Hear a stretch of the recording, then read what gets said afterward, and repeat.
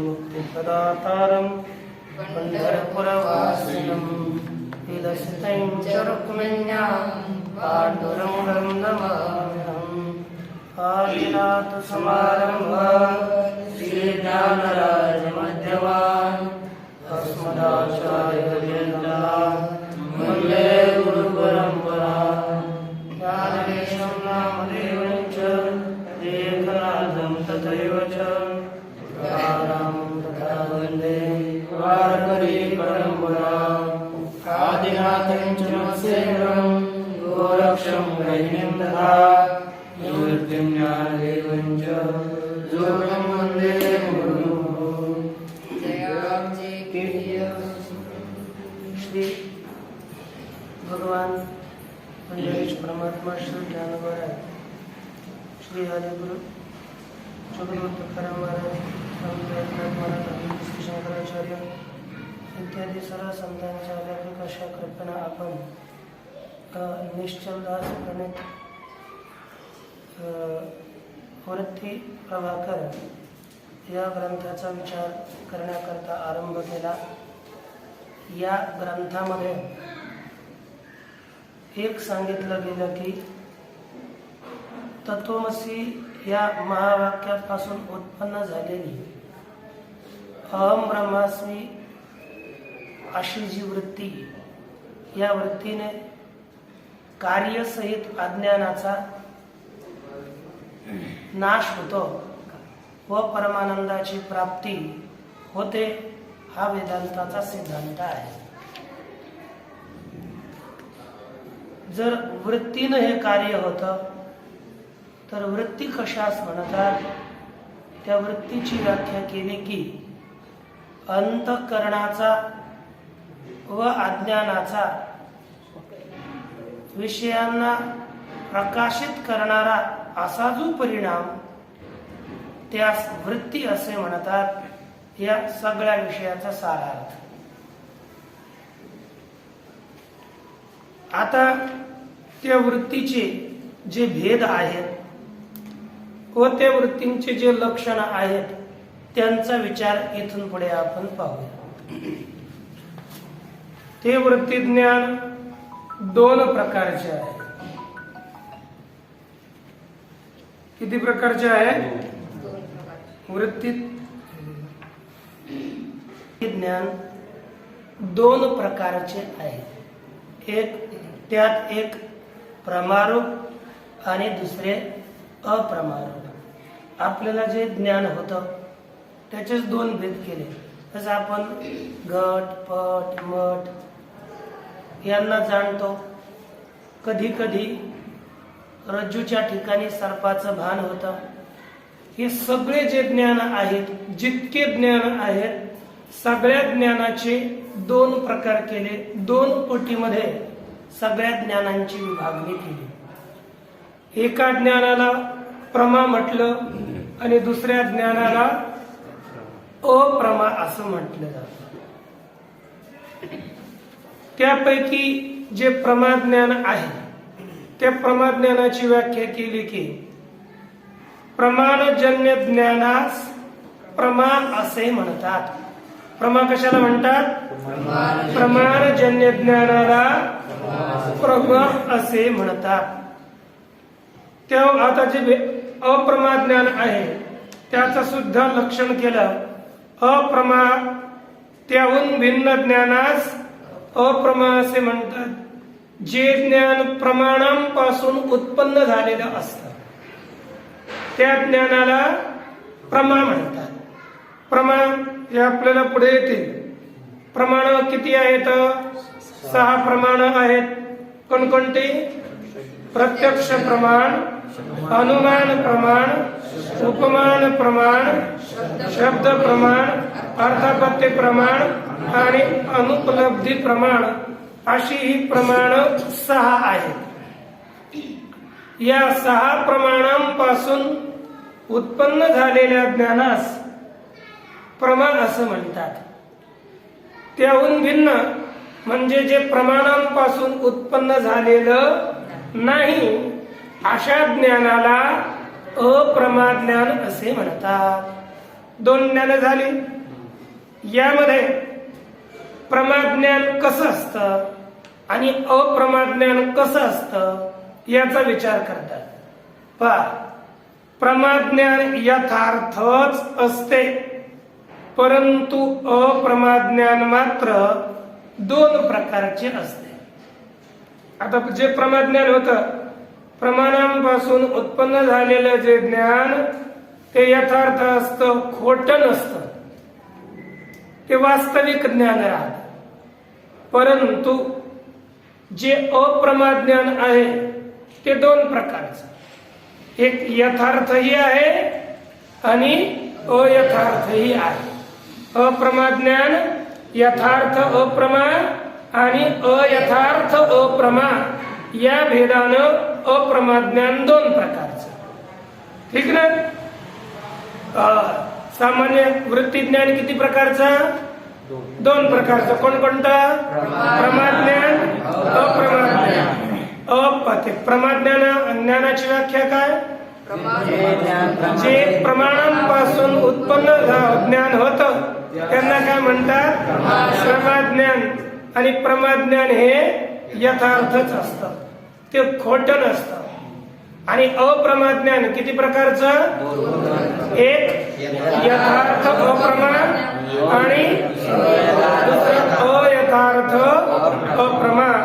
या रीतीनं अप्रमाज्ञान दोन प्रकारचं, एक यथार्थ आणि दुसरे अयथार्थ म्हणजे भ्रमरूप. अयथार्थ जे यथार्थ ज्ञान आहे अप्रमा, यथार्थ अप्रमा त्याला भ्रम म्हणत नाहीत. अप्रमा आहे, अयथार्थ यथार्थ आहे, त्याला भ्रम म्हणत नाहीत. जे काही अयथार्थ अप्रमा ज्ञान आहे त्याला भ्रम असं म्हटलं जातं. काय म्हटलं जातं? अयथार्थ अप्रमा ज्ञानास भ्रम असे म्हणतात. ठीक? त्याच ज्ञानास अयथार्थ अप्रमा ज्ञान किंवा त्यापैकी दोषजन्य म्हणजे दोषामुळे उत्पन्न होणारे ज्ञानास भ्रम म्हणतात. जे अयथार्थ ज्ञान आहे ना, अयथार्थ ज्ञान जे दोषांपासून उत्पन्न झालेलं असतं, काहीतरी दोष असतो, असं जे ज्ञान आहे दोषापासून उत्पन्न झालेलं अप्रमा ज्ञान त्यालाच भ्रम म्हणतात. कशाला भ्रम म्हणतात?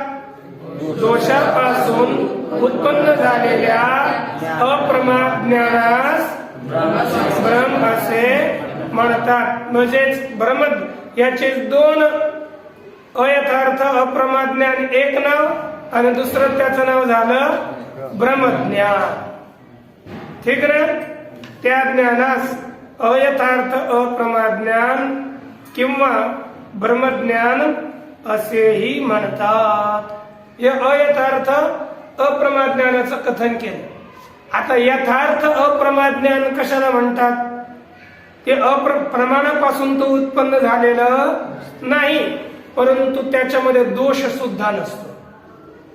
पहा पुढे, परंतु जे ज्ञान दोषजन्य नसून इंद्रिय अनुमानादी प्रमाणापासूनही अजन्य असते अथवा आणखी अन्य कोणत्या तरी कारणापासून उत्पन्न होते त्यास यथार्थ अप्रमा ज्ञान असे म्हणतात. याच्यामध्ये दोनच लक्षात ठेवायचे आपण. जे ज्ञान प्रमाणांपासून उत्पन्न झालेलं नसतं आणि दोषजन्य सुद्धा नसतं. मग अन्य कोणत्या कारणापासून हो काय घेणं नाही. जे ज्ञान प्रमाणांपासून उत्पन्न झालेलं नाही आणि दोषापासून सुद्धा उत्पन्न झालेलं नाही असं जे ज्ञान त्यालाच काय म्हणतात? यथार्थ अप्रमा. काय म्हणतात? यथार्थ प्रमा. कशाला म्हणतात? जे ज्ञान प्रमाणांपासून उत्पन्न झालेलं असतं त्यांना प्रमाज्ञान असं म्हणतात. बर, अप्रमाद ज्ञान कसं आहे? जे इंद्रियांपासून उत्पन्न झालेलं नाही, त्यातील यथार्थ अप्रमा आणि अयथार्थ अप्रमा. मला सांगा, यथार्थ अप्रमा ज्ञान कशाला म्हणतात? जे ज्ञान प्रमाणापासून उत्पन्न झालेलं नसून जे दोषांपासून सुद्धा उत्पन्न झालेले नसते, त्या ज्ञानास यथार्थ अप्रमा असे म्हणतात. बरं, अयथार्थ अप्रमा कशास म्हणतात? जे ज्ञान दोषांपासून उत्पन्न झालेले असते, म्हणजे जे ज्ञान इंद्रियांपासून उत्पन्न झालेले नसून, प्रमाणांपासून उत्पन्न झालेले नसून, दोषामुळे उत्पन्न होते, त्या ज्ञानाला काय म्हणू आपण? अयथार्थ अप्रमा. अयथार्थ अप्रमेयचं दुसरं नाव काय आहे? ब्रह्मज्ञान. लक्षात आलं ना? पुढे आता दोषजन्य ज्ञानाचे म्हणजे ब्रह्मज्ञानाचे किंवा अयथार्थ अप्रमा ज्ञानाचे उदाहरण सांगतात. कशाचं उदाहरण? दोषजन्य ज्ञानाचे म्हणजेच ब्रह्मज्ञानाचे, अर्थातच अयथार्थ प्रमाजन्य ज्ञानाचे, हे की नाही? कशाचं म्हटलं? दोषजन्य ज्ञान म्हणजेच ब्रह्मज्ञान, ब्रह्मज्ञान म्हणजेच अयथार्थ अप्रमा ज्ञान. त्याचं एक उदाहरण देतात आपल्याला. ब्रह्मज्ञानास कारणीभूत असलेले दोष अनेक प्रकारचे आहेत. ते दोष कोणते याचे वर्णन करतात. म्हणजे आपल्याला जे ब्रह्मज्ञान होतं, कोणतं ज्ञान? ब्रह्मज्ञान. ब्रह्मज्ञानामध्ये एकच दोष आहे का? नाही. वेगळ्या वेगळ्या ज्ञानामध्ये वेगळा वेगळा दोष. आपणास एकच चंद्र दोन दिसू लागला, काच कामल दोष म्हणतो आपण त्याला. जर शंख आहे पांढरा, तो दिसू लागला पिवळा, तर त्यात दोष आहे कावीळ, नेत्र दोष आहे. चंद्र दूर आहे, चंद्राचं सूर्याचं प्रमाण छोटं आहे का? कितीतरी योजन मोठा चंद्र, पण तो दिसतो आपल्याला एका चेंडू सारखा. हे दूर दोष आहे. दूरवरून पाहिल्यामुळे पहा, मनुष्य 5.5 फुटाचा आडला तरी एक आपल्याला चिलटासारखा दिसतो एखाद्या पहाडावरून पाहिलं तर. हे दूरता दोष आहे. हे असे अनेक दोष आहेत. सर्प आणि रज्जू यांच्यामध्ये भ्रमा करता सादृश्यादी दोष आहेत. म्हणून त्या दोषांचं या ठिकाणी आता वर्णन करत आहेत. पहा, एक एक सांगतात. जसे उदाहरण, जसे शुक्तीचे ठिकाणी रजताचे ज्ञान सादृश्य दोषजन्य आहे. तुम्ही पहा, जर आपण नदीमध्ये कधी फिरण्याकरता गेलो, वाळू पडली असली तरी दूरवरून पाहिलं तरी एकदम चकमक चमकत. आणि ज्याच्या अंतःकरणात थोडी आसक्ती आहे की चांदी आपल्याला भेटाय, थोडं जरी जास्त मनात आहे, त्याला लगेच काही चमकलं की चांदीच दिसते. त्याला कशाचा भरम होतो? शिंपल्यावर. रजत म्हणजे चांदी. ज्याप्रमाणे शुक्तीच्या ठिकाणी म्हणजे शिंपल्याच्या ठिकाणी रजताचे ज्ञान होते, हे की नाही? शिंपल्यालाच आपण चांदी समजतो का? त्या दोघांमध्ये एक दोष आहे. कोणता दोष? सादृश्य दोष. त्या सादृश्य दोषामुळे झालं का? कारण की चांदी पांढरी आहे, चकचकीत आहे, आणि शिंपला सुद्धा चकचकीत आहे. म्हणून चाकचिक्य हा दोष असल्यामुळे शुक्तीच्या ठिकाणी चांदीचं आपल्याला ज्ञान होतं. हे कोणत्या दोषानं? सादृश्य दोषानं. एक दोष आहे.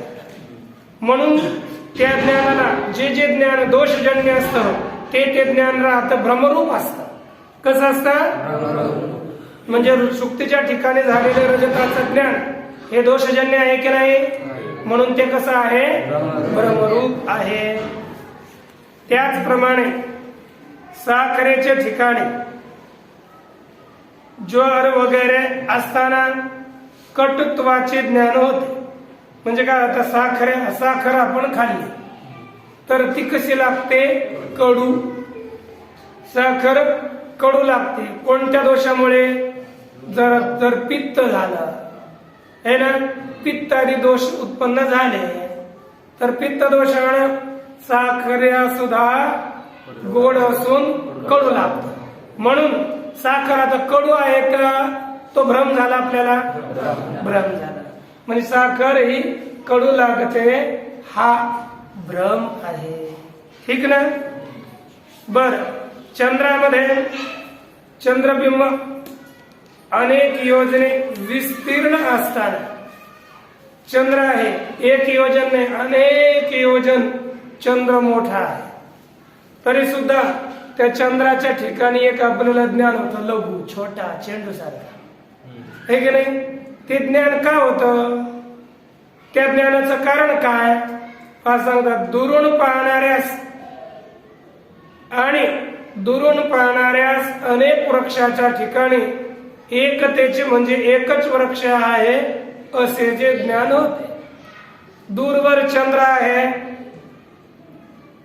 तो अनेक योजन विस्तीर्ण आहे, तरी सुद्धा आपल्याला लहान बॉल सारखा चेंडू सारखं त्याचं ज्ञान होतं. का, त्याला एक दोष दिला, दूरता रूप दोष.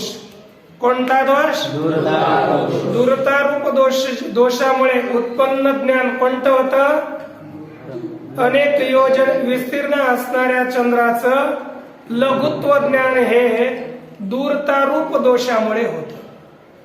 व समजा अनेक वृक्ष आहेत, परंतु दूरवरून पाहिलं तर सगळे वृक्ष एकच दिसतात, वाटतं की एकच झाड आहे मोठं, हे का नाही. तेच सांगतात पहा, दुरून पाहणाऱ्या अनेक वृक्षाच्या ठिकाणी एकतेचं ज्ञान म्हणजे एकच वृक्ष आहे असं ज्ञान होतं. ते का, ते दूरतारूप दोषजन्य आहे. हे दोन्ही ज्ञान दूरतारूप दोषाने उत्पन्न होतात. म्हणून या आतापर्यंत सांगितलेली सगळी जी ज्ञान आहेत ती ज्ञान भ्रमरूप आहेत. कशी आहेत, भ्रमरूप आहेत. आणि विचार सागरात दुसऱ्या तरंगातील प्रयोजनाच्या वर्णनात काय सांगितलं, दोषाला आद्यासाच्या हेतुतेचे म्हणजे आद्यासाला हेतुभूत दोष आहे असे जे म्हणण्यात येते त्याचे खंडन केले आहे की नाही. आता सांगितलं, कारण विचार सागरामध्ये दुसऱ्या तरंगात याचं वर्णन चांगलं केलंय, विस्तृत रूपानं केलं की दोष हा आद्यासाचं कारण आहे. हे जे काही सांगितलं गेलं त्याच त्यांनी खंडन केलं. तेच दिले पहा की आद्यासाच्या हेतुतेचे म्हणजे आद्यासाला हेतुभूत दोष आहे असे जे म्हणण्यात येते, म्हणजे जो जो अध्यास होतो तो अध्यास दोषजन्य आहे असं जे म्हटलं गेलं त्याचं खंडन विचार सागरात केलेलं आहे. त्याचा अभिप्राय काय, मग इथे तर सांगितलं की अध्यास हा भ्रम हा दोषजन्य आहे, मग तिथे खंडन का केलं, त्या खंडन करण्याचं तात्पर्य काय ते सांगतात की त्याचा हाच अभिप्राय आहे की प्रमाता, प्रमाण आणि प्रमेय या तिन्हीच्या ठिकाणी असणारे सर्व दोष मिळून आद्यासास हेतू आहेत असे नाही. त्यांचं तात्पर्य काय की प्रमात्याच्या ठिकाणी दोष, प्रमात्याच्या ठिकाणी दोष असावा, प्रमाणाच्या ठिकाणी दोष असावा, आणि जो विषय आहे प्रमेय त्याच्या ठिकाणी दोष असावा असं नाही. आता तुम्हाला माहिती प्रमाता कशाला म्हणतात, नाही म्हणूनच सांगायचं, यात ज्यांना माहिती त्यांना माहिती आहे. त्यांना प्रमाता आपण जीव आहे ना, जीव आपण हा प्रमाता आहे. जो तुम्हाला काल सांगितलं होतं, प्रमातृ चैतन्य कोणतं? अंतःकरणावच्छिन्न चैतन्याला प्रमातृ चैतन्य म्हणतात. आणि अंतःकरण विशिष्ट चैतन्य म्हणजेच जीव, तोच प्रमाता आहे, हे की नाही? प्रमाण चैतन्य म्हणजे वृत्ती विशिष्ट चैतन्य, आहे की नाही? ते म्हणजे प्रमाता कशाला म्हणतात? अंतःकरणावच्छिन्न चैतन्य. प्रमाण कशाला म्हणतात? वृत्तीवच्छिन्न चैतन्य किंवा वृत्ती ही प्रमाण. आणि प्रमेय कोण झाला? पुढचा विषय. या प्रमात्याच्या ठिकाणी, प्रमाणाच्या ठिकाणी आणि विषयाच्या ठिकाणी सगळ्यांच्या ठिकाणीच दोष पाहिजे असा अभिप्राय आहे. एकाच्या ठिकाणी असला तरी अध्यास होतो, हे सांगण्याचा त्यांचा अभिप्राय आहे, असं म्हणतात. म्हणजे अध्यास म्हणजे काय नेमका? अध्यास भ्रम है ना, भ्रम. जे ज्याच्या ठिकाणी नाही ते त्याच्या ठिकाणी दिसलं. आता समजा तुम्ही विशाल आणि आम्हाला असं वाटू लागलं की मोहरीच आहे, तर आमचा हा अध्यास, आमचा हा भ्रम, आहे की नाही? वास्तविक आपण पहाडासारखी माणसं आणि त्याला मोहरी समजणं हे बरोबर का? नाही. हा झाला अध्यास. कळाला ना? प्रमाता, प्रमाण आणि प्रमेय या तिन्हीच्या ठिकाणी असणारे सर्व दोष म्हणजे क्रमाने सांगतात. प्रमात्याच्या ठिकाणी लोभ भयादी, प्रमाताच्या ठिकाणी लोभ दोष आला, कधी कधी भय आला. प्रमाणाच्या ठिकाणी असणारे पित्त, मल इत्यादी दोष आणि प्रमेयाच्या ठिकाणी असणारे सादृश्य, हे तिन्ही दोष मिळून अध्यासास हेतू आहेत असं नाही. हे तिन्ही एकठाच पाहिजेत असं नाही. तर त्या तिन्ही पैकी एक एक दोष असला तरी अध्यास होतो. आता म्हणजे भ्रम आपल्याला जो होतो ना, कसं होतं? त्या एखाद्या प्रमाता घाबरला म्हणून त्याला साप दिसू शकतो, कधी कधी दिवसाही दिसू शकतो. मग कधी कधी प्रमाणाच्या ठिकाणी घाबरायचा काय प्रश्न आहे, परंतु मन अंधकार होता, लगेच बोळीतून जाताना ती दोरी पडली होती, आई बापरे, काय घाबरण्याचं? तो घाबरला नव्हता, मस्त आनंदात चालला होता, परंतु तिथं मंद अंधकारामुळे साक्षात सर्प दिसला. आता काय करणार?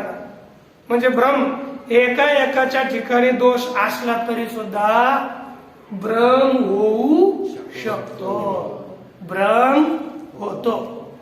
ठीक ना?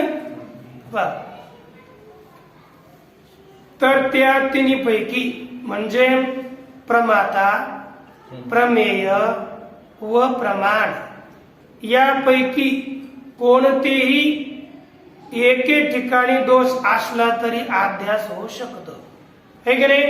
कोणाच्या एकाच्या ठिकाणी जरी अध्यास दोष असला तरी अध्यास होऊ शकतो, म्हणजेच भ्रम होऊ शकतो.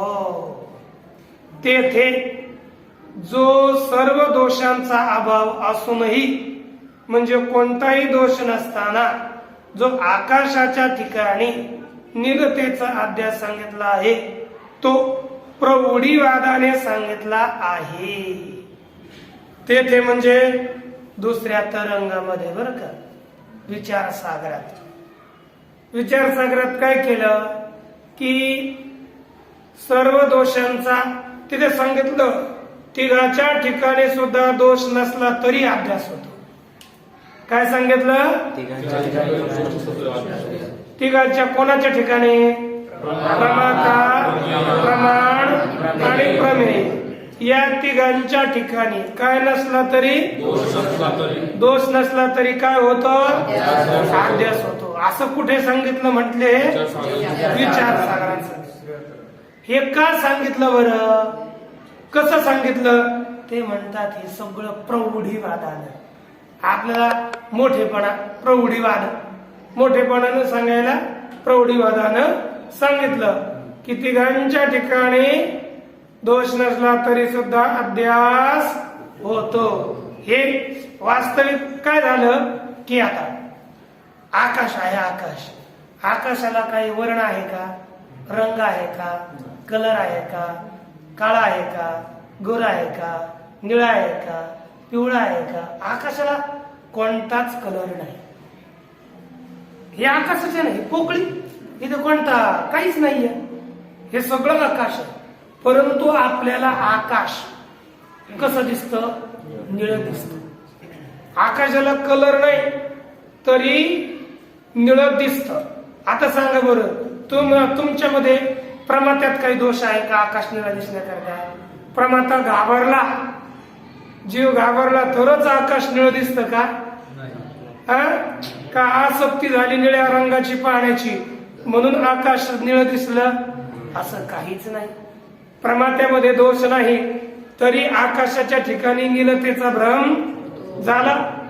बर, दुसरं एक आकाश.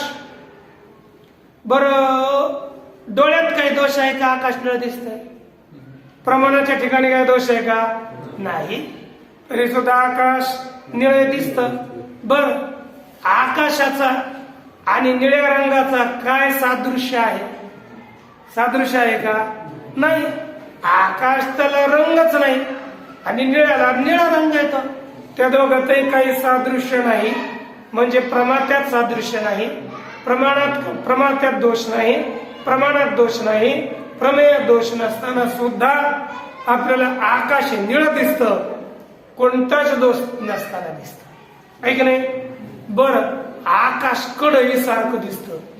तसं की इकडून टेकलंय तिकडून टेकलंय, सगळं चारी बाजूला आकाश टेकल्यासारखं दिसतं, कडई सारखं दिसतं.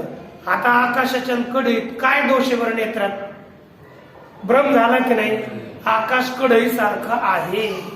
हा जो भ्रम झाला, हा भ्रम कोणत्या दोषाने झाला? कोणत्याच नाही, कशातच दोष नसताना जो भ्रम झाला. सांगितलं की नाही? हा भ्रम जो सांगितला तो प्रौढीवादानं सांगितला आहे. कारण की जेथे अन्य म्हणजे दुसरा कोणताही दोष नसताना जो अध्यास होतो, जेथे प्रमात्र दोष नसतो, प्रमाण दोष नसतो, प्रमेय दोष नसतो, म्हणजे जेथे दुसरा कोणताच दोष नाही तरी सुद्धा अध्यास दिसतो. जिथं दोषच नाही पता लागत तरी सुद्धा अध्यास होतो, भ्रम होतो, तेथे एक दोष मानला पाहिजे. काय मानला पाहिजे? कोणता तरी अज्ञान, अविद्या दोष दिला. तेथे अविद्या हा दोष असतोच. म्हणून दोषजन्य ज्ञानासच काय म्हणतात? भ्रम असे म्हणतात. दुसरा कोणताही दोष नसला, प्रमातृ दोष नाही, प्रमाण दोष नाही, प्रमेय दोष सुद्धा नाही, त्या ठिकाणी एक दोष आहे. कोणता दोष आहे? अविद्या दोष आहे. तेथे अविद्या दोष आहेच असं समजायचं आणि त्या अविद्या दोषानच आपल्याला काय होतं? भ्रम होतो. इतकं लक्ष झालं की नाही? इतकं काय समस्या पहा. म्हणजे आपल्याला जे ब्रह्मज्ञान होतं त्या ब्रह्मज्ञानाला दोष कारण आहे हे निश्चित झालं.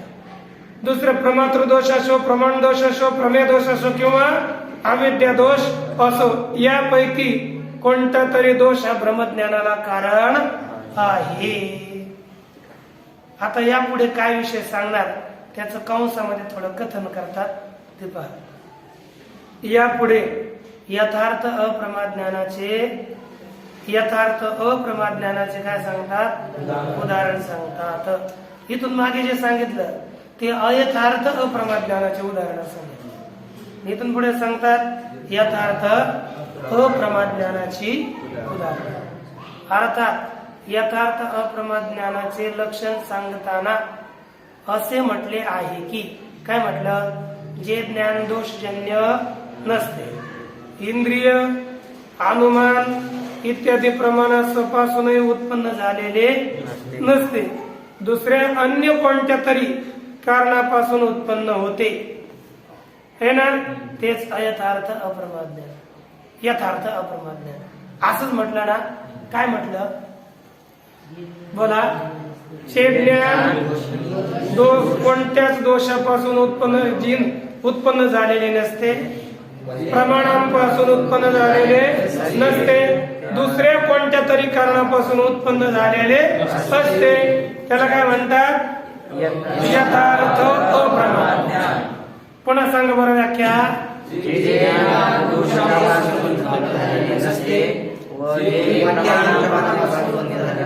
ज्ञान दोषापासून उत्पन्न झालेले असते, कोणत्यापासून नसते का? नसते ना. बरं. जे ज्ञान दोषापासून उत्पन्न झालेले, कोणत्याही प्रमाणापासून उत्पन्न झालेले आणि कोणाला तरी दुसऱ्यापासूनच उत्पन्न झालेले, त्याला काय म्हणतात? यथार्थ अप्रमाद. हे असं मागे सांगितलं, ठीक ना. आता ते यथार्थ अप्रमाद ज्ञान दोष व इंद्रिय अनुमानादी प्रमाणाहून अन्य कारणापासून, म्हणजे कोणत्या कारणापासून उत्पन्न होते, म्हणजे दुसऱ्या कारणापासून उत्पन्न झाले असं म्हटलं ना. या दोघापासून उत्पन्न नाही झालं, दोषापासून नाही, प्रमाणांपासून नाही, दुसऱ्या कोणत्या तरी कारणापासून उत्पन्न झाले. तर दुसऱ्या ज्या कारणापासून उत्पन्न झाले त्याची कारण कोणती, हे ना. ती कारण कोणकोणती आहेत? ज्या अन्यांपासून उत्पन्न होतात त्या कारणांचा आता विचार केला पाहिजे. म्हणून त्याचाच विचार आता इथे त्या गोष्टींचा खुलासेवार विचार सांगतात. हे त्याच मध्येच पंक्ती टाकलेली. तरी आता पहा, 1 नंबर. हो, जीवास अंतःकरणवृत्तीने होणारे स्मृती ज्ञान. कोणकोणते ज्ञान आहेत सांगतात? यथार्थ आहे आणि कशापासून होतात ते सांगतात. आपल्याला स्मरण होते की नाही? कोणत्या वृत्तीनं? जीवाला अंतःकरण वृत्तीनं होणार स्मरण ज्ञान, स्मृती ज्ञान. एक काय म्हटलं मी? जीवाला अंतःकरण वृत्तीपासून होणारे स्मृती ज्ञान. हा, हे एक यथार्थ अप्रमाद ज्ञान आहे. याला प्रमाण आहे म्हणत, परंतु यथार्थ एक झालं. सुख दुःखाचे प्रत्यक्ष ज्ञान, ते सुद्धा कोणत्या कशापासून झालेलं? जीवाला अंतःकरण वृत्तीने झालेले सुख दुःखाचे प्रत्यक्ष ज्ञान. हे दोन काय झाले? यथार्थ अप्रमाद. पहिलं कोणतं? स्मृती ज्ञान. दुसरं सुख दुःखाचं ज्ञान, सुख दुःखाचं प्रत्यक्ष. पहिलं ज्ञान स्मृती ज्ञान एक, दुसरं सुख दुःखाचं प्रत्यक्ष ज्ञान, तिसरं ईश्वर वृत्ती ज्ञान. कोणतं ज्ञान? म्हणजे ईश्वराला जे ज्ञान होतं ना, है ना, हे ज्ञान. तीन ज्ञान कसे आहेत? यथार्थ आहेत आणि अप्रमा आहेत. कसे आहेत? यथार्थ आहेत. हे तिघांचे ज्ञान कसे आहेत? यथार्थ आहेत आणि अप्रमा आहेत. कोणतं ज्ञान? स्मृती ज्ञान आणि ईश्वर वृत्ती ज्ञान, ईश्वराचं ज्ञान. हे कसं येतं? अप्रमा आहेत, यथार्थ अप्रमा आहेत. पहा, जीवास अंतःकरण वृत्तीने होणारे स्मृती ज्ञान, सुखदुःखाचे प्रत्यक्ष ज्ञान आणि ईश्वर वृत्ती ज्ञान, अशी ही 3 ज्ञाने दोषजन्य नाहीत, म्हणून ती भ्रम नाही. हे 3 ज्ञान भ्रम. कोणकोणतं ज्ञान भ्रम नाही?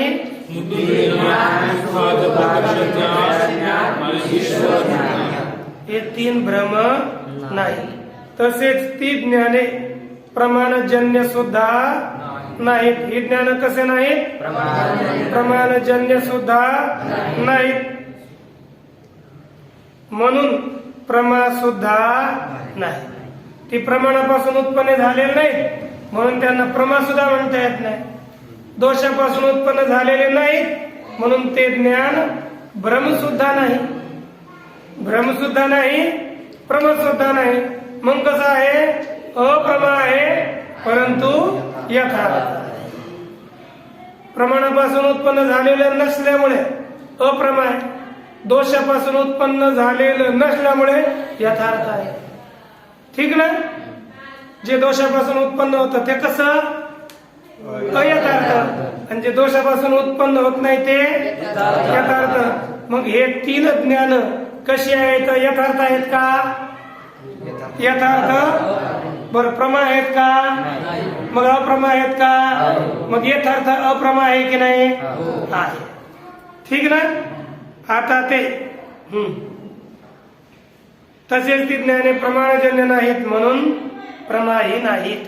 अर्थात ब्रह्म आणि प्रमा याहून विलक्षण आहे परंतु यथार्थ आहे. हे ज्ञान कसं झालं? तीन ज्ञान ब्रह्माहून भिन्न विलक्षण, ब्रह्माहून सुद्धा विलक्षण परंतु यथार्थ आहे. कारण की ज्या ज्ञानाच्या विषयांचा संसार व्यवहार दशेमध्ये बाध होत नाही त्यास यथार्थ असे म्हणतात. यथार्थ शब्दाचा अर्थ करायची व्याख्या ऐक नाही. ज्या ज्ञानाचा व्यवहार दशेमध्ये बाध होत नाही त्यास काय म्हणतात? यथार्थ. कशाला यथार्थ म्हणतात? त्यास काय कोणतं ज्ञान म्हणतात? अयथार्थ कशाला म्हणतात? मग ज्या ज्ञानाचा संसार दशेत बाध होतो त्याला अयथार्थ ज्ञान म्हणायचं. यथार्थ कशाला?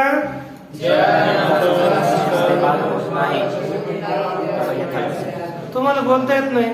ज्या ज्ञानाचा संसार व्यवहार दशेत बाध होत नाही. बोला बरं. ज्या ज्ञानाचा व्यवहार दशेत बाध होत नाही त्यास यथार्थ ज्ञान असे म्हणतात. ज्या ज्ञानाचा व्यवहार दशेत बाध होत नाही त्यास यथार्थ ज्ञान असे म्हणतात.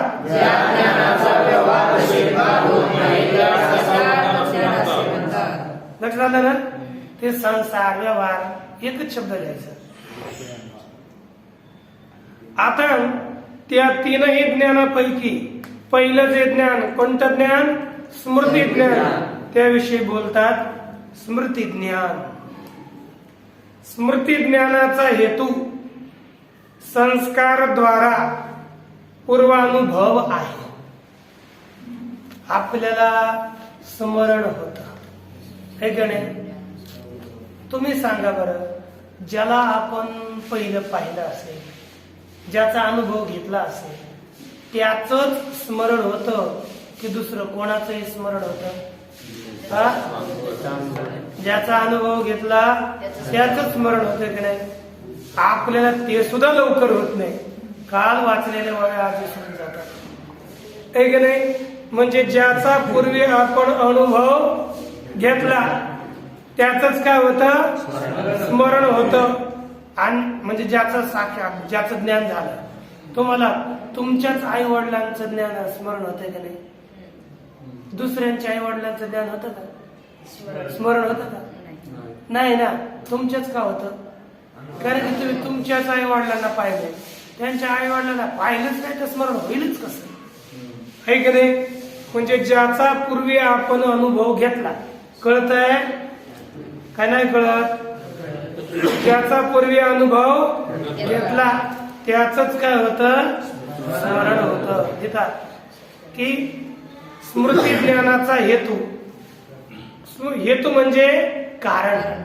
स्मृती ज्ञानाचं कारण कोण आहे? बोलतात संस्कारद्वारा पूर्व अनुभव. संस्काराच्या माध्यमानं पूर्व केलेला अनुभव, पूर्वीचं ज्ञान हेच काय आहे? स्मृतीचं कारण आहे. स्मृती ज्ञानाचं कारण कोण? संस्कारद्वारा पूर्व अनुभव. हे कशाचं कारण? स्मृती ज्ञानाचं कारण आहे. ती स्मृती दोन प्रकारची. स्मृती किती प्रकारची आहे? 2 प्रकारचे.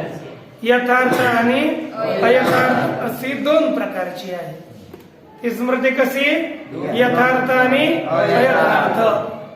ब्रह्मज्ञान सुद्धा ते अप्रमाद ज्ञान सुद्धा 2 प्रकार झाले आहे की नाही? यथार्थ आणि त्याच्यामध्येच यथार्थ अप्रमामध्ये स्मृती सुद्धा येते, परंतु स्मृती सुद्धा 2 प्रकारची. कशी कशी? यथार्थ स्मृती आणि अयथार्थ स्मृती. ठीक. आता यथार्थ स्मृती कशाला म्हणतात ते पहा. जेव्हा यथार्थ अनुभवाच्या संस्कारापासून स्मृती होते तेव्हा ती स्मृती यथार्थ असते. कोणती स्मृती यथार्थ? जी स्मृती यथार्थ अनुभवाच्या संस्कारापासून उत्पन्न होते. बोला.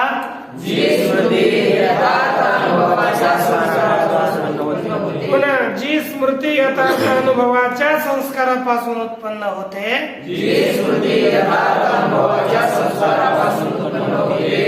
ती स्मृती यथार्थ होय. समजा मी तुम्हाला जाणलं, तुम्ही यथार्थ आहेत की नाही? तुम्हाला मी सगळ्यांना पाहतो, हा यथार्थ अनुभव आहे. मग तुमचे नंतर जे स्मरण झालं तर ते कंत स्मरण यथार्थ स्मरण. आणि यदा कदाचित तुम्हाला भ्रमच ज्ञान झालं, रज्जूवर सर्प दिसला, ब्रह्मज्ञान झालं आणि त्याच नंतर तुम्हाला स्मरण झालं, अरे मला इथेच काल साप दिसला, हे की नाही? ते ब्रह्मज्ञानाचं जर स्मरण झालं तर ती स्मृती कशी?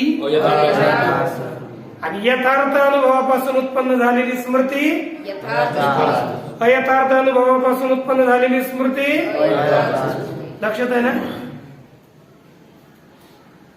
जेव्हा यथार्थ अनुभवाच्या संस्कारापासून स्मृती होते तेव्हा ती स्मृती यथार्थ असते. जेव्हा ब्रह्मरूप अर्थात अयथार्थ अनुभवाच्या संस्कारापासून उत्पन्न होते काय? स्मृती उत्पन्न होते तेव्हा ती स्मृती अयथार्थ असते. कळलं की नाही? यथार्थ अनुभवाच्या संस्कारापासून उत्पन्न झालेली स्मृती यथार्थ स्मृती, अयथार्थ अनुभवाच्या संस्कारापासून उत्पन्न झालेली स्मृती अर्थ स्मृती. ठीक ना? या दृष्टांतातील यथार्थ स्मृती दोषजन्य नसल्यामुळे भ्रमरूप नाही. आता वर जे सांगितलं ना, यथार्थ स्मृती ही दोषजन्य नाही म्हणून भ्रमरूप नाही. व प्रमाणजन्य नसल्यामुळे, कसे नसल्यामुळे? प्रमाणजन्य सुद्धा नाही म्हणून कशी आहे ती? यथार्थ अप्रमाण आहे. कशी आहे? प्रमाणजन्य नसल्यामुळे ती प्रमारूप सुद्धा नाही, म्हणजे यथार्थ अप्रमारूप आहे. ठीक ना? लक्षात येते ना? जी यथार्थ स्मृती आहे ती दोषापासून उत्पन्न झालेली नाही म्हणून भ्रमरूप आहे, आणि प्रमाणापासून उत्पन्न झालेली नाही म्हणून प्रमारूप नाही. पण यथार्थ आहे की नाही? अप्रमा आहे की नाही? यथार्थ अप्रमा आहे. प्रमाणजन्य नसल्यामुळे प्रमारूपही नाही. तर संस्कारद्वारा पूर्वानुभवजन्य आहे. ती कशाने उत्पन्न होते?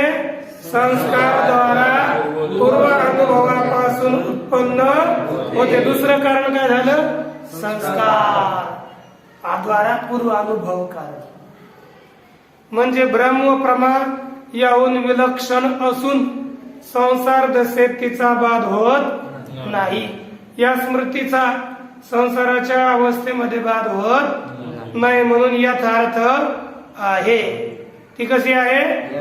यथार्थ आहे. एवढ्या करिता हे यथार्थ अप्रमाद ज्ञानाचे उदाहरण दिले आहे. ठीक आहे ना? यथार्थ अप्रमाद ज्ञानाचं उदाहरण दिलं. आता सुख दुःखाचं प्रत्यक्ष ज्ञान हे कसं यथार्थ अप्रमा आहे, ईश्वर वृत्ती ज्ञान हे कसं यथार्थ अप्रमा आहे, याचा विचार आपण आता उद्या करू. पूर्णमदः पूर्णमिदं पूर्णात् पूर्णमुदच्यते पूर्णमादाय पूर्णमेवावशिष्यते ॐ शान्तिः शान्तिः शान्तिः